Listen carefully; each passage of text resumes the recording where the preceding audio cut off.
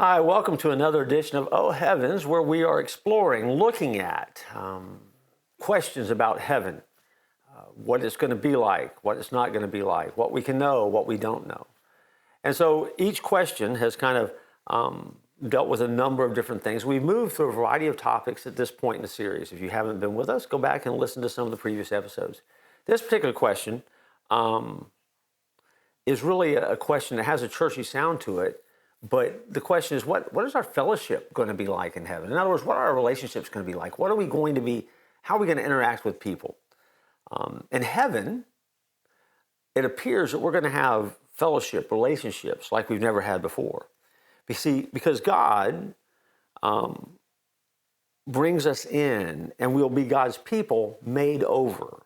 We'll be completely compatible with one another and able, for the first time ever, to enjoy a relationship, a depth of relationship that people have longed for in their hearts since the day they were born.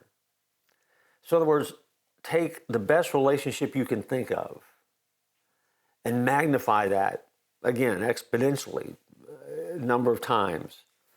And if going to heaven wasn't exciting enough, imagine the opportunity to have that unlimited connection and fellowship with people from all ages of history, people that you've read about in books, people that you've met and read about in the Bible.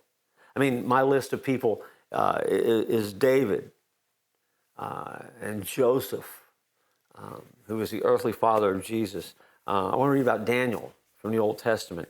But think of authors like C.S. Lewis, preachers like Spurgeon, A.W. Tozer, any saint, any author, any character that you thought of that has gone on before, you'll have that opportunity not only to meet them, but to know them already and to be able to spend time and engage in dialogue with them.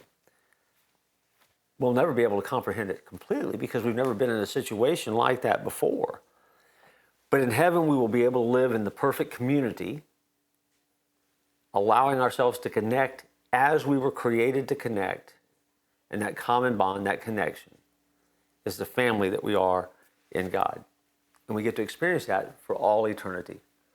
So there's always someone to meet, to know, to chat with, to communicate with, and to continue to cultivate a relationship with that will have depth and meaning and be important and last forever. It's good news. Another part of heaven that makes it so appealing. You won't know a stranger there.